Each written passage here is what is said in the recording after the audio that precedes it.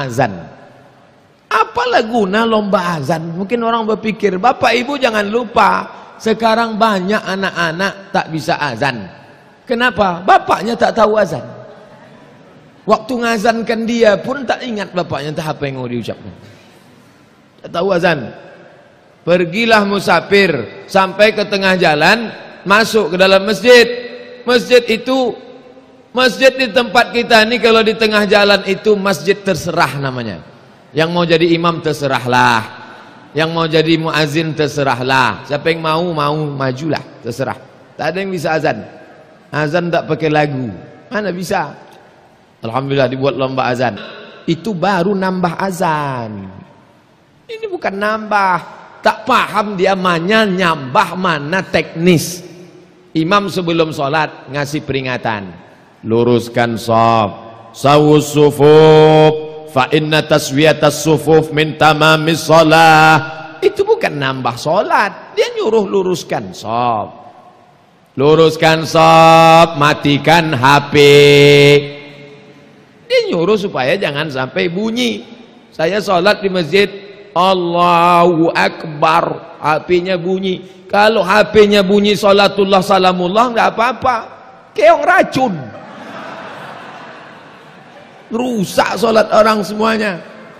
Di Dumai selalu datang subuh. Kadang subuh Sabtu beliau datang nginap di Hotel Premier. Itu subuh Sabtu ikut pengajian, subuh Ahad ikut pengajian. Dia imam, pejabat, tapi saya tak boleh sebut nama, menjaga kode etik jurnalistik.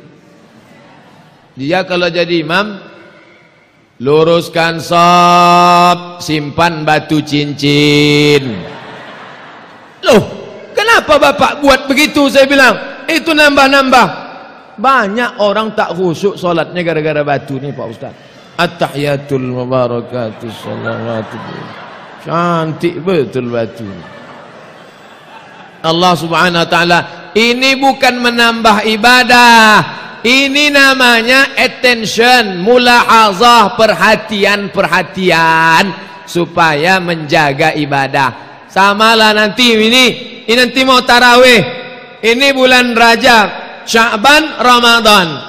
Di Ramadan pun banyak umat Islam dituduh nambah-nambah ibadah. Mana pula nambah? Habis tarawih 8 rakaat, di sini 20 rakaat. Habis itu witir.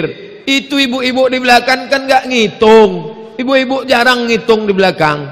Dia ikut aja salat. Bagaimana dia tahu merubah niatnya dari witir dari tarawih ke witir? Datang ngasih tahu Bilal di sini pakai lagu. Sallu salatal witri salasa raka'atin asabakumullah. Kan cantik bunyinya.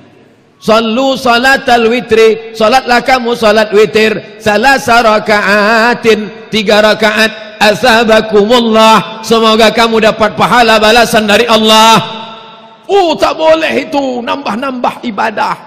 Bukan menambah, dia ngasih tahu supaya orang belakang perhatian. Nanti bagi yang masjid Bapak Ibu dilarang mengucapkan itu, perhatikan gimana cara ngasih taunya. Kalau gitu tidak boleh. Saya mau tengok gimana dia ngasih tahu makmum pindah gigi dari gigi tarawih ke gigi witir. Ternyata ngasih tahu, nih imam nih mau sholat,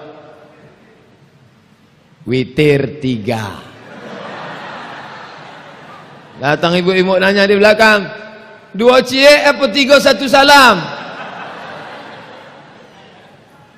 3 1 salam. Jelek sekali bunyinya. Seni, tak boleh memasukkan lagu. Mana boleh memasukkan lagu irama dalam Quran? Itu tadi Qori itu kan memasukkan lagu tuh, Bayati, Soba, Nahawan, Sika, Jaharka, Ras. Tak boleh memasukkan lagu. Kebetulan saya satu mobil sama Imam Masjid Islamic Center Pasir Pangarayan, Ustadz Indra Gunawan, juara 1 musabaqah tilawatil Quran internasional di Kuala Lumpur, juara dunia. Dikumpulkan semua kori-kori di dunia ini, dia juara 1, juara dunia. Kalau ada dunia akhirat juara juga dia itu. Suaranya luar biasa. Dialah jadi imam. Jadi waktu kami satu kendaraan, saya ceramah, dia ngaji. Kesempatan bertanya kepada orang alim. Ustaz, ada yang mau kutanya ke Ustaz nih. Apa namanya Ustaz? Apa betul imam-imam Masjidil Haram itu tak pakai lagu? Pakai katanya. Coba dengarkan. Hidupkan Syekh Abdurrahman Sudais. Itu lagu disebutnya. Itu lagunya ini. Ini lagunya ini. Syekh Surib ini lagunya ini. Kenapa kata orang itu tak berlagu? Yang dengar tuh tak tahu lagu. Oh, patutlah ada lagu. Karena kalau tak berlagu sama sekali, dia tak ada irama. Bismillahirrahmanirrahim. Alhamdulillahirabbil alamin. Arrahmanirrahim. Maliki yaumiddin. Itu yang tak pakai lagu. Kalau Bismillahirrahmanirrahim. Alhamdulillahirabbil alamin. Ar-Rahmanir-Rahim Maliki Yaumiddin. Itu ada lagunya. Yang tak boleh tu azan juga begitu. Lomba azan saya tak mengikuti kemarin. Dimasukkannya lagu. Lagu apa pun boleh. Hayya 'alas salah. Boleh. Hayya 'alas salah. Boleh.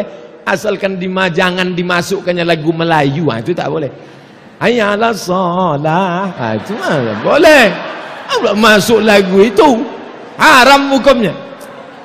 Anak-anak nih supaya tahu dia nanti dia akan jadi muazzin di kantornya. Dia nanti boleh jadi pegawai, dia bisa jadi kepala dinas, dia bisa jadi kepala kantor, dia bisa jadi kepala badan. Tak malu dia megang mikrofon tuh. Kenapa? Aku juara 1 tahun 2015. Sekarang banyak malu. Malu jadi imam, malu jadi muazzin, malu. Udah pensiun, barulah tak malu lagi. Apa guna? Mohon maaf kalau ada bapak-bapak pensiun. Apa maknanya? Inilah pendidikan Islam yang nyata. Itu inilah dia. Kalau di lokal dirikan salat, kamu baru azan, itu teori. Maka nanti bulan Maulid Nabi buat perlombaan. Apa namanya? Lomba menulis sejarah Nabi. Bapak Ibu yang dimuliakan Allah Subhanahu wa taala, 10 kali anak-anak ini disuruh solat, solat, solat, solat, solat. Sekali dibawa, yang sekali itu jauh lebih bermakna, lebih masuk ke kepalanya. Betul kata pepatah Arab, lisanul hal, perbuatan afsah min lisanil maqal, lebih masuk ke kepalanya daripada ucapan. Sekali saya kalau balik kampung masuk masjid masih ingat saya, ini tempat aku dulu solat Jumat duduknya di sini. Di sini dulu selalu solat zuhur sama kawan-kawan. Dulu selalu solat tarawih kami tadarusnya di sini. Luar biasa berkesan. Maka dekatkan anak ini dengan masjid. Dia sudah dijauhkan dengan Islam. Anak-anak remaja kita sudah dijauhkan dari Islam sejauh-jauhnya. Dijauhkan dari solat sejauh-jauhnya, dijauhkan dari pelajaran agama sejauh-jauhnya. Pertama, ini bukan tak sengaja, ini bukan tak terprogram, diprogram supaya jauh dari Islam. Bagaimana caranya? Pertama, dijauhkan dari huruf-huruf Al-Quran. Ini kita solat di masjid kerajaan nih, kerajaan Melayu Siak Sri Indrapura pakai huruf Melayu. Huruf Melayu, kita tak pakai huruf Latin, tak pakai Inggris. Korea juga pakai bahasa dia. Coba kalau kita ni ahli teknologi, kita sediakan beasiswa. Siapa saja orang Eropa yang mau belajar ke sini, belajar bahasa Melayu 1 tahun. Bayangkan kalau bule-bule itu hebat bahasa Melayu. Oh, bukan hanya bule, bule dan Pak Le semuanya belajar bahasa Melayu. Bapak Ibu yang dimuliakan Allah Subhanahu wa taala, ini sekarang anak muda kita ini kehilangan identitas. Anak muda orang Melayu kehilangan identitas. Sudah jelas orang Melayu dicat rambut pirang. Rambut pirang, hidung pesek. Kuku hitam, anak funky. Dicatlah rambut merah kuning kelabu. Di tengah ni pula macam durian. Kuku hitam. Entah hitam karena bedaki, entah hitam, wallahu a'lam, macam-macam. Ini ditindik sampai ke atas. Wah, ini pula macam sapi sapi kurban. Pasang sini. Kehilangan jati diri. Padahal pepatah Melayu mengatakan, tak Melayu hilang di bumi. Di mana bumi dipijak, di situ langit dijunjung. Apa maknanya? Mesti dibangkitkan. Kenapa Ustaz cerita Melayu malam ni? Ini kan Isra Mi'raj tentang Islam. Islam sama Melayu tak bisa dipisahkan. Karena Islam itu datang langsung ke raja-raja Melayu. Dan berhasilnya dakwah itu adalah lewat kekuasaan. Ketika raja itu masuk Islam, maka sampai ke Perdana Menteri hulu balang tentara rakyatnya langsung Islam. Dakwah paling berhasil adalah dakwah di negeri-negeri Melayu. Kenapa? Langsung rajanya itu masuk Islam. Sultan Syarif Qasim. Syarif itu bukan nama, itu gelar. Syarif itu mestilah keturunan cucu cicit dari Hasan, cucu cicit dari Husain.